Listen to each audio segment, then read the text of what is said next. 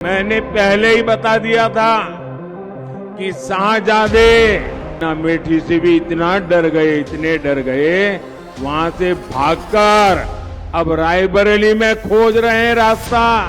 घूम कर सबको कहते हैं डरो मत।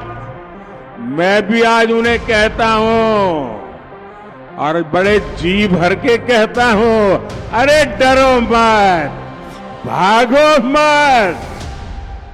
एक लंबे इंतजार के बाद कांग्रेस ने अमेठी और रायबरेली लोकसभा सीट पर अपने उम्मीदवारों की घोषणा कर दी है। अमेठी से जहां गांधी परिवार के करीबी केएल शर्मा चुनाव लड़ेंगे, वहीं रायबरेली से राहुल गांधी चुनावी ताल ठोकेंगे। दरअसल अमेठी और रायबरेली लोकसभा सीट गांधी परिवार की परंपरागत सीटें मानी जाती हैं। गांधी परिवार के कई नेता इन सीटों से चुनाव लड़ चुके हैं। अमेठी लोकसभा सीट पर 2019 के लोकसभा चुनाव में राहुल गांधी हार गए थे। इस बार भी अमेठी लोकसभा सीट से राहुल के चुनाव लड़ने की अटकलें लगाई जा रही थी। हालांकि राहुल अब रायबरेली लोकसभा सीट से चुनाव लड़ेंगे।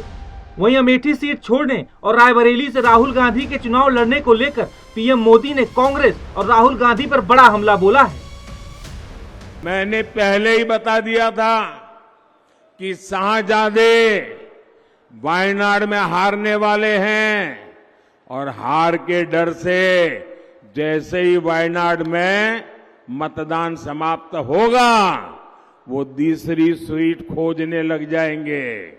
और अब दूसरी सीट पर भी उनके सारे चेले चपाटे कह रहे थे अमेठी आएंगे, लेकिन अमेठी से भी इतना डर गए वहां से भागकर अब रायबरेली में खोज रहे हैं रास्ता। ये लोग घूम कर सबको कहते हैं डरो मत। मैं भी आज उन्हें कहता हूं और बड़े जी भर के कहता हूं, अरे डरो मत, भागो मत। कांग्रेस पर हमला बोलते हुए पीएम मोदी ने कहा कि कांग्रेस इस बार पहले से भी कम लोकसभा सीटों पर सिमटने वाली है। आज मैं एक और बात कहूंगा, कांग्रेस इस बार पहले से भी कम सीटों पर सिमटने जा रही है। वो पहले से कम सीटें लड़ रहे हैं तो अपने आप भी कम जाना थल है। अब देश भी समझ रहा है कि ये लोग चुनाव जीतने के लिए चुनाव नहीं लड़ रहे हैं, ये सिर्फ और सिर्फ देश को बांटने के लिए चुनाव के मैदान का उपयोग कर रहे हैं। वहीं राहुल गांधी के रायबरेली लोकसभा सीट से चुनाव लड़ने को लेकर कांग्रेस के दिग्गज नेता प्रमोद तिवारी ने कहा कि राहुल गांधी को देखकर रायबरेली के लोगों को इंदिरा गांधी की याद आएगी। कांग्रेस का आज मेरे ख्याल से जो भी इंदिरा जी का प्रशंसक होगा, आज राहुल जी को अपने बीच में देख के उसे एक बार फिर पुरानी यादें आती होंगी, उसे एक उम्मीद जागती होगी कि ये भारत का भविष्य है। इसके तरक्की के साथ रायबरेली के जो रुकी हुई योजनाएं हैं या जो बंद कर दिया गैर कांग्रेसी सरकारों ने, अब वो फिर से प्रारंभ होगा। बता दें कि राहुल गांधी का रायबरेली में बीजेपी के दिनेश प्रताप सिंह से मुकाबला होगा। 2019 के लोकसभा चुनाव में भी दिनेश प्रताप सिंह सोनिया गांधी के खिलाफ चुनाव लड़ चुके हैं। कल उम्मीदवार घोषित होने के बाद उन्हें गांधी परिवार को रायबरेली से हराने की बात कही थी।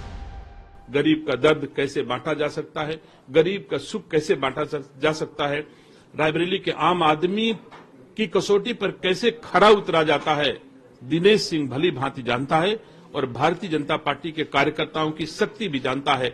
आज भारतीय जनता पार्टी का एक एक कार्यकर्ता गांव की गलियों में कमल खिलाने के लिए आतुर है और मैं भरोसा दिलाता हूं देश को, देश की जनता को कि रायबरेली से नकली गांधियों की विदाई तय है।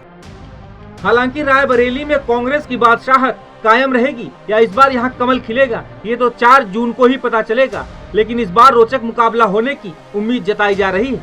टाइम्स नाउ नव भारत डिजिटल की रिपोर्ट।